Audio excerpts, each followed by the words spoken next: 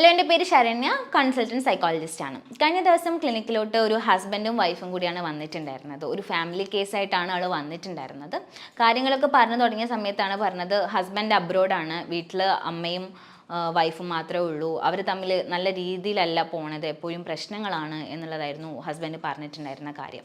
എപ്പോഴും അമ്മ പലപ്പോഴും പല കാര്യങ്ങൾക്കും വാശി പിടിക്കണു കാര്യങ്ങളാണ്, എപ്പോഴും ബഹളമാണ് വീട്ടിൽ, അവൾക്കും വീട്ടിൽ ഇപ്പോൾ നിൽക്കാൻ താല്പര്യമില്ല എന്നാണ് അവൾ പറയുന്നത് എന്നൊക്കെയായിരുന്നു ഹസ്ബൻഡിൻ്റെ ഒരു കൺസേൺ എന്ന് പറയുന്നത്. സോ കൂടുതൽ കാര്യങ്ങൾ ചോദിച്ചറിഞ്ഞ സമയത്താണ് വൈഫിനോടും കാര്യങ്ങൾ ചോദിച്ചപ്പോൾ പറഞ്ഞു അമ്മയ്ക്ക് പലപ്പോഴും വല്ലാത്ത വാശിയാണ്, പലപ്പോഴും വെറുതെ ചെറിയ ചെറിയ കാര്യങ്ങൾക്കാണ് അമ്മ വഴക്കുണ്ടാക്കുന്നത്. ഞാൻ കിച്ചണിലോട്ട് കയറുമ്പോൾ അമ്മയ്ക്ക് ഭയങ്കര ബുദ്ധിമുട്ടാണ്, ഞാൻ അത് എന്തെങ്കിലും ഒന്ന് ചെയ്താൽ എപ്പോഴും എന്നെ ഫയർ ചെയ്യുന്നുണ്ട് എന്നുള്ള കാര്യങ്ങളാണ് ആ ഭാര്യയും പറഞ്ഞിട്ടുണ്ടായിരുന്നത്. സോ കൂടുതൽ ഡീറ്റെയിൽ ആയിട്ട് എടുത്ത സമയത്താണ് കിച്ചണിലെ ഓരോ പാത്രങ്ങൾ വെക്കുന്നതിന് അമ്മയ്ക്ക് ഓരോ പൊസിഷൻസ് ഉണ്ട്, ആ ഒരു പൊസിഷനിൽ നിന്ന് മാറി ഞാൻ എടുത്താൽ അത് ഭയങ്കര കോംപ്ലിക്കേറ്റഡ് ആവും, പിന്നീട് അതിനായിരിക്കും അന്ന് ബഹളം ഉണ്ടാവുക. കിച്ചണിൽ ഒരു പാത്രം ഞാൻ എടുത്ത് എന്തെങ്കിലും ഉപയോഗിച്ചാൽ അമ്മയ്ക്ക് ഞാനത് കഴുകി വെച്ച് അമ്മയ്ക്ക് സാറ്റിസ്ഫൈഡ് ആവില്ല, അമ്മ തന്നെ അത് കഴുകണം. അത് ഒരു പാത്രം കഴുകുന്നത് എന്ന് പറയുന്നത് ഒരുപാട് സമയം എടുത്തിട്ടാണ്, റിപ്പീറ്റഡ് ആയിട്ട് ഇങ്ങനെ കഴുകിക്കൊണ്ടിരിക്കും, എന്തോ അവിടെ എന്തോ അഴുക്കുണ്ട് വൃത്തിയായിട്ടില്ല എന്ന് ഇങ്ങനെ പറഞ്ഞുകൊണ്ടിരിക്കും, എപ്പോഴും അത് കഴുകിക്കൊണ്ടിരിക്കുക. വീട്ടിലെ പല സാധനങ്ങളും അതേപോലെയാണ്.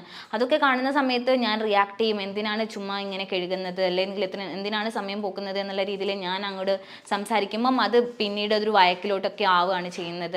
എല്ലാ കാര്യത്തിലും അമ്മയ്ക്ക് ഇതേപോലെയാണ്, എന്തെങ്കിലും ഒരു സാധനം ഞാൻ എടുത്തൊന്നും പൊസിഷൻ മാറിയാൽ അന്ന് ഭയങ്കര പ്രശ്നമാണ് എന്നുള്ളതൊക്കെയാണ് പറഞ്ഞിട്ടുണ്ടായിരുന്നത്. സോ കൂടുതലായിട്ടുള്ള കാര്യങ്ങളൊക്കെ ചോദിച്ചറിഞ്ഞ സമയത്താണ് അമ്മയുടെ കുറേ ശീലങ്ങളെ കുറിച്ചിട്ടൊക്കെ പറഞ്ഞിട്ടുണ്ടായിരുന്നത്. വീട്ടിൽ എപ്പോഴും കിച്ചണിൽ ഡോർ അടച്ചിട്ടുണ്ടോ എന്നുള്ളത് കൺഫ്യൂഷൻ വന്നിട്ട് ഇടയ്ക്കിടയ്ക്ക് പോയി ചെക്ക് ചെയ്യുന്ന ശീലമുണ്ട്. കുളിക്കാനൊക്കെ കയറുന്ന സമയത്ത് ഒരുപാട് സമയം എടുക്കും, ഒരുപാട് വെള്ളം ഒക്കെ വേസ്റ്റ് ചെയ്യുന്നതൊക്കെ കാണുമ്പോൾ ഇങ്ങനെ ചോദിക്കുന്ന സിറ്റുവേഷൻസ് ഒക്കെ ഉണ്ടാവാറുണ്ട് എന്നൊക്കെ പറഞ്ഞിട്ടുണ്ട്. ഇത് എന്ന് പറയുന്നത് ഒരു OCD അല്ലെങ്കിൽ ഒബ്സസീവ് കമ്പൾസീവ് ഡിസോർഡർ എന്ന് പറയുന്ന ഒരു സിറ്റുവേഷനാണ്. പലപ്പോഴും നമ്മൾ ഇതൊരു കോമൺ ലാംഗ്വേജിൽ അല്ലെങ്കിൽ കൊളോക്കിയൽ ലാംഗ്വേജിൽ ഒസ്വാസ് എന്നൊക്കെ നമ്മൾ പറയാറുണ്ട്.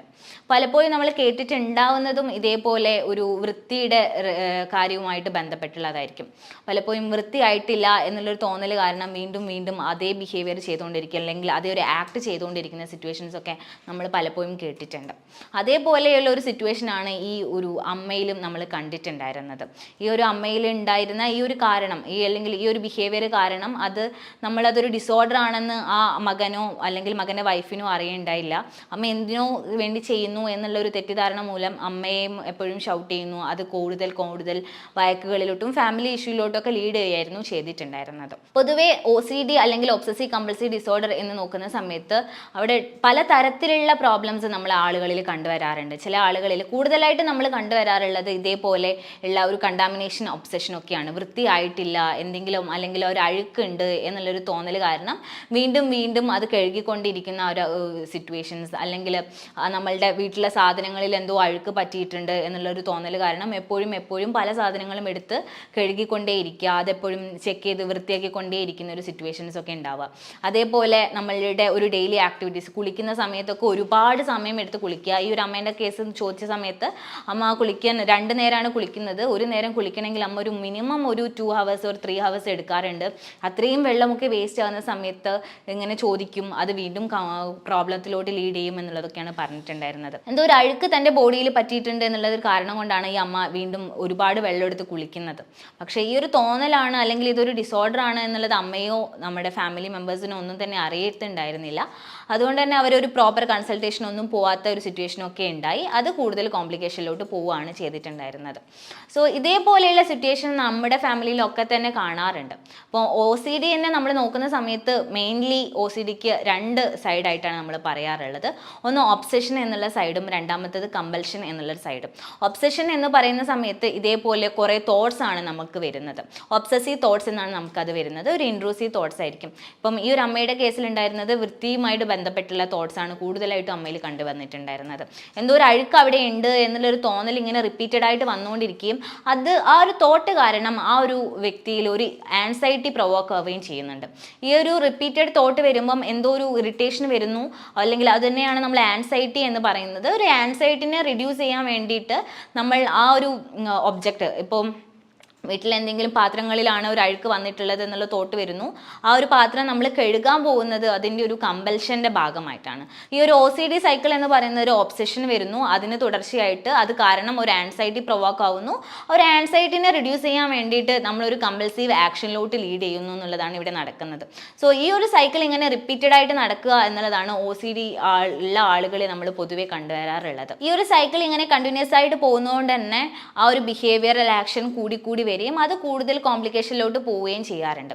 സോ ഈ ഒരു സൈക്കിളിനെ നമുക്ക് ബ്ലോക്ക് ചെയ്യണമെങ്കിൽ നമ്മൾ ചെയ്യുന്ന ഒരു ആക്ഷൻ അല്ലെങ്കിൽ ആ ഒരു ബിഹേവിയറിനെ സ്റ്റോപ്പ് ചെയ്യുക എന്നുള്ളതാണ് നമുക്കിവിടെ ചെയ്യാൻ പറ്റുന്ന ഒരു കാര്യം. പലപ്പോഴും ഇത്തരത്തിലുള്ള കാര്യങ്ങൾ നമ്മൾ ഐഡന്റിഫൈ ചെയ്യാതെ പോവുകയും പിന്നീട് അത് കൂടുതൽ കോംപ്ലിക്കേഷനിലോട്ട് പോവുകയാണ് ചെയ്യുന്നത്.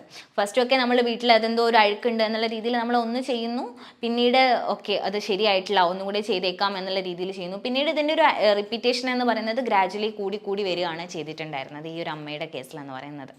സോ ഇതേപോലെയുള്ള പല തരത്തിലുള്ള ഒബ്സസീവ് തോട്ട്സും ആളുകളിൽ നമ്മൾ കണ്ടുവരാറുണ്ട്.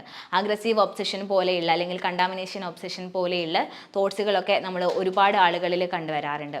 അതേപോലെ ഈ ഒരു അമ്മയിൽ കണ്ടുവന്നിട്ടുള്ളതായിരുന്നു ഒരു നീഡ് ഫോർ സിമെട്രി അല്ലെങ്കിൽ എക്സാക്ട്നെസ് എന്ന് പറയുന്നത്. ആ ഒരു വീട്ടിൽ നമ്മൾ പോയി നോക്കുന്ന സമയത്ത് എല്ലാം ഒരു അടക്കി ഒതുക്കി വെക്കുന്ന പോലെ എല്ലാം ഭയങ്കര കൃത്യം നീറ്റായിട്ടാണ് എല്ലാം വെച്ചിരിക്കുന്നത്. ഷെൽഫൊക്കെ നോക്കുന്ന സമയത്ത് എല്ലാം ഭയങ്കര നീറ്റായിട്ട് അല്ലെങ്കിൽ ഒരേ സൈസുള്ള സാധനങ്ങളൊക്കെ ഒരുപോലെ വെച്ചിരിക്കുന്നു. അത് വേറെ ഒരു സൈസ് വരുമ്പം അത് വേറൊരു ഷെൽഫിലോട്ട് മാറ്റി വെച്ചിരിക്കുന്നു. അമ്മയുടെ ഷെൽഫൊക്കെ നോക്കുന്ന സമയത്ത് സാരിയൊക്കെ ഒരു സൈഡിൽ, അങ്ങനെ എല്ലാം ഭയങ്കര അടക്കവും ഒതുക്കത്തിലൊക്കെ വെക്കുന്നു എന്നുള്ളതൊക്കെയാണ് നമ്മൾ കണ്ടിട്ടുണ്ടായിരുന്നത്. പലപ്പോഴും ഇത് അമ്മയ്ക്ക് ഒരു ഭയങ്കര വൃത്തിയുള്ള ഒരാളാണ് എന്നുള്ള രീതിയിൽ നമ്മൾ മാറ്റി വെക്കും. പക്ഷേ ഷെൽഫിൽ നിന്ന് ഒരു സാധനം ഒന്നോ അങ്ങോട്ടോ മാറുന്ന സമയത്ത് അന്ന് ആ വീട്ടിൽ ബഹളമായിരിക്കും.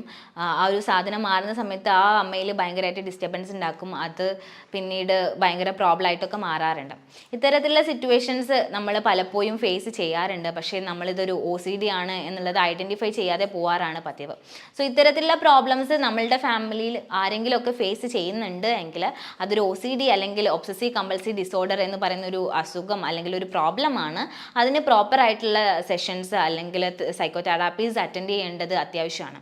സോ നമ്മൾ ആരെങ്കിലും ഇത്തരത്തിലുള്ള പ്രോബ്ലംസ് ഫേസ് ചെയ്യുന്നുണ്ടെങ്കിൽ ഉടനെ ഒരു സൈക്കോളജിസ്റ്റിനെ സമീപിക്കുക. പ്രോപ്പർ ആയിട്ടുള്ള സെഷൻസ് അറ്റൻഡ് ചെയ്യുന്നതിലൂടെ ഈ ഒരു പ്രോബ്ലത്തിന് നമുക്ക് സൊല്യൂഷനിലോട്ട് എത്താവുന്നതാണ്. സോ മറ്റൊരു വീഡിയോ ആയിട്ട് വീണ്ടും കാണാം. Thank you.